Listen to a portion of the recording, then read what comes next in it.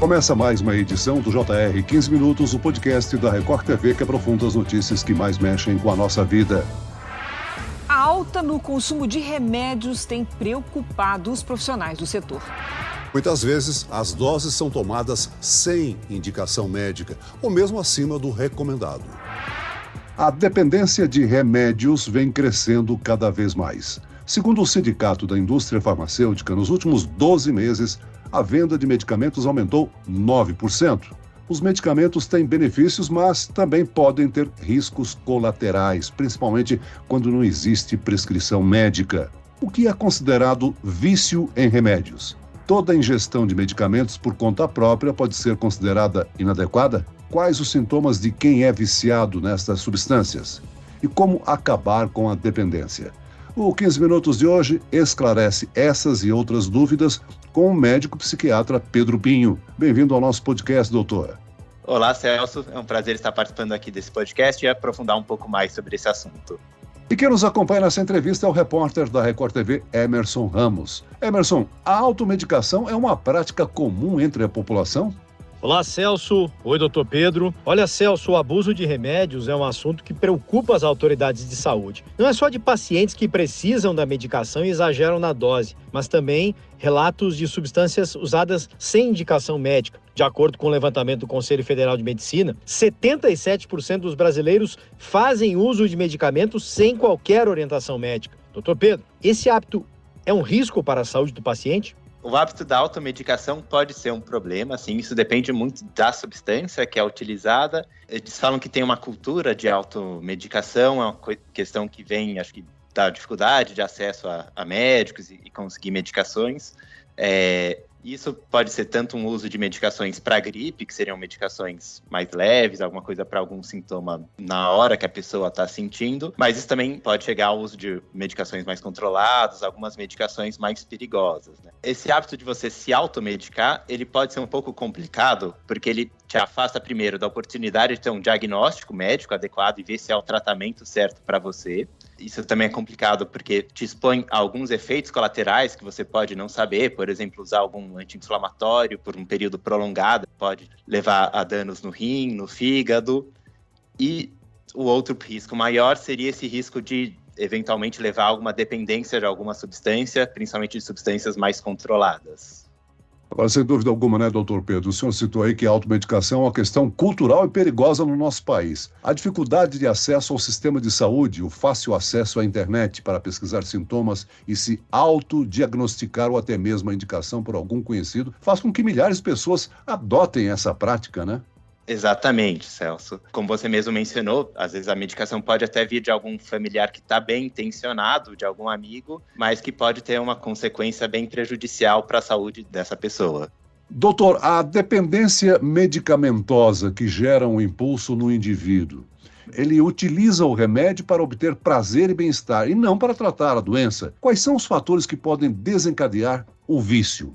Tem vários fatores que levam ao desenvolvimento de uma dependência, assim, tem fatores pessoais da pessoa, uma questão genética, alguma pessoa que já teria uma dependência anterior, aí seria alguém para ficar mais atento no caso de começar alguma outra medicação que também tem risco de levar à dependência, e também tem o contexto que a pessoa usa essa substância, né, assim, se é uma substância que foi prescrita por algum médico ou não, se ela usa por uma questão de uma ocasião, e que ocasião seria essa, por exemplo, estudar para alguma prova, para em algum contexto de alguma festa que conseguiu por algum amigo, ou seria uma situação de um uso contínuo, por alguma insônia, ou por algum controle de dor.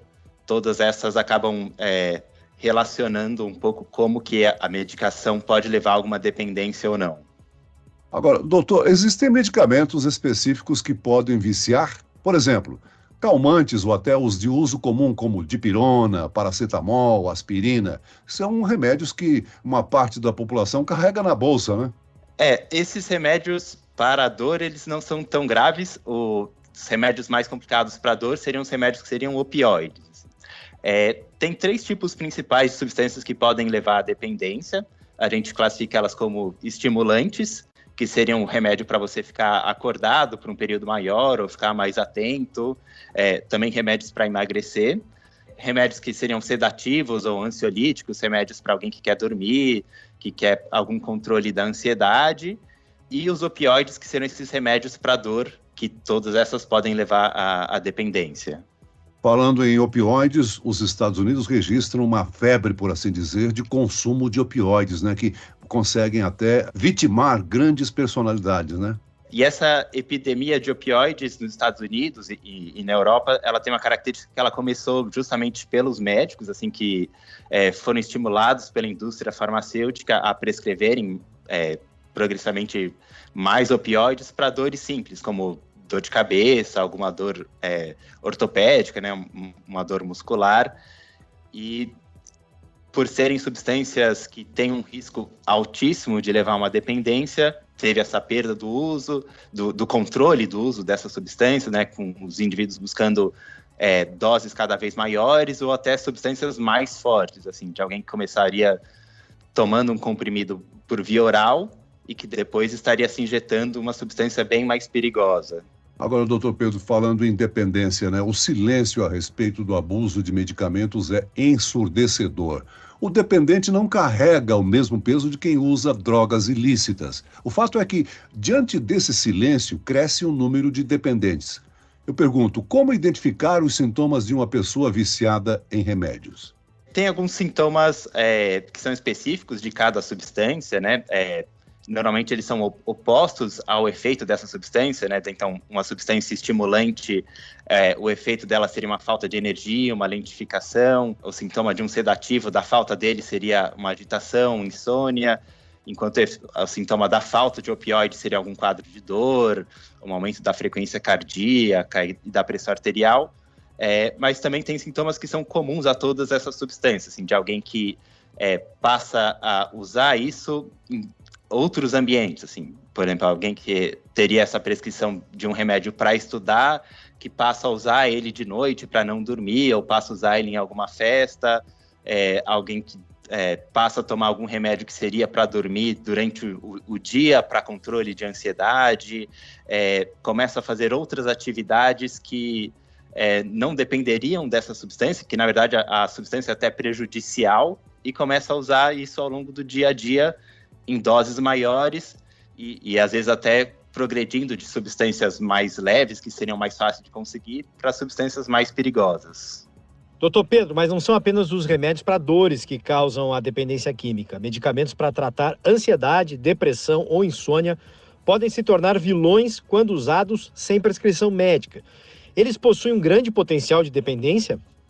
Eles possuem, sim. É importante diferenciar que tem os antidepressivos, que são remédios que eles são tarja vermelhas, que são remédios controlados, mas eles não têm um potencial de causar dependência. Assim. O que pode levar à dependência são esses remédios que a gente chama benzodiazepínicos, que são os remédios tarja pretas, ou as drogas Z, que o mais famoso deles é o Zolpidem, que podem levar a uma dependência, que são remédios que são usados para controle de ansiedade e para controle do sono.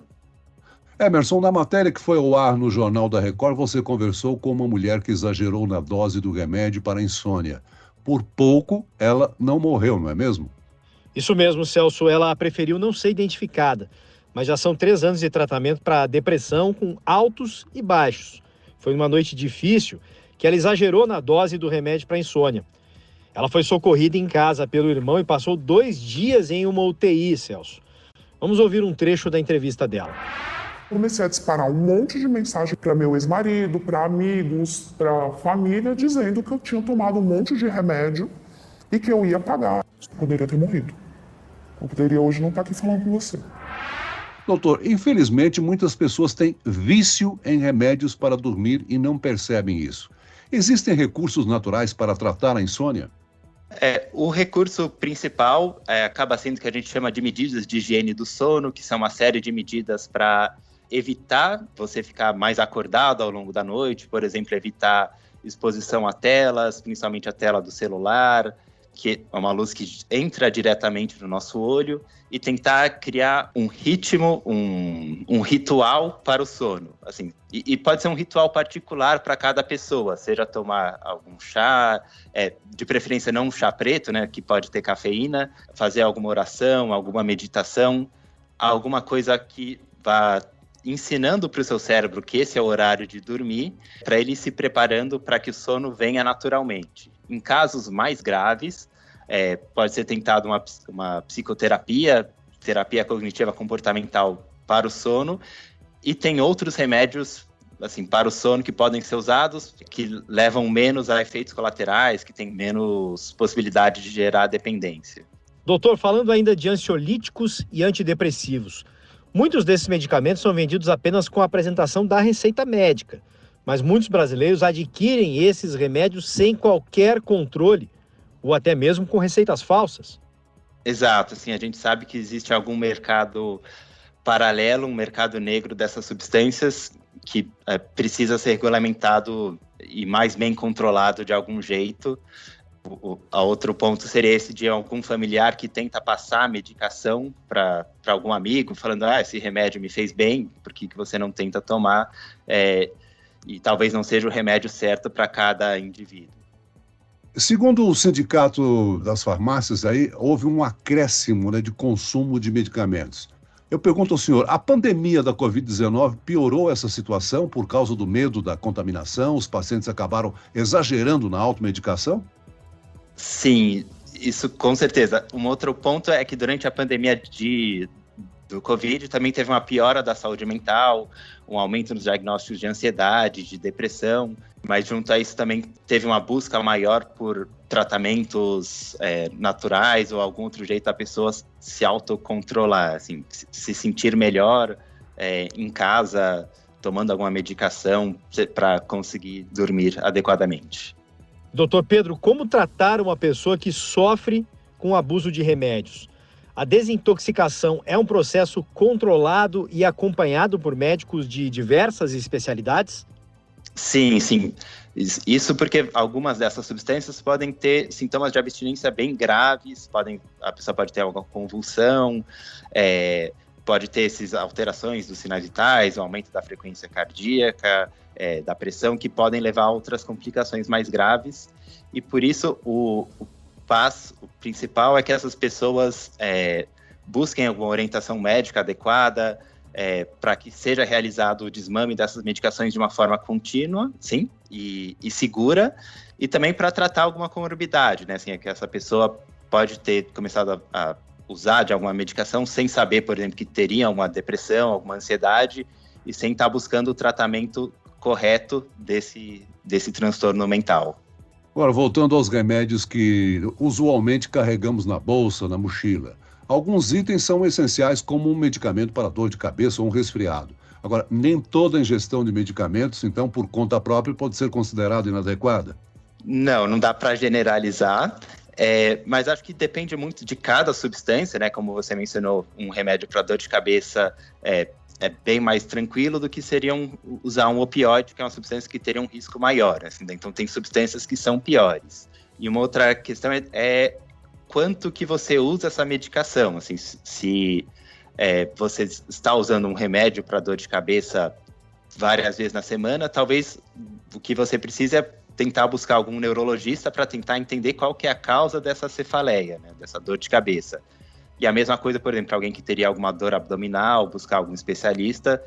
É como fala no final de toda a propaganda, né, que se persistirem os sintomas, o médico deverá ser consultado.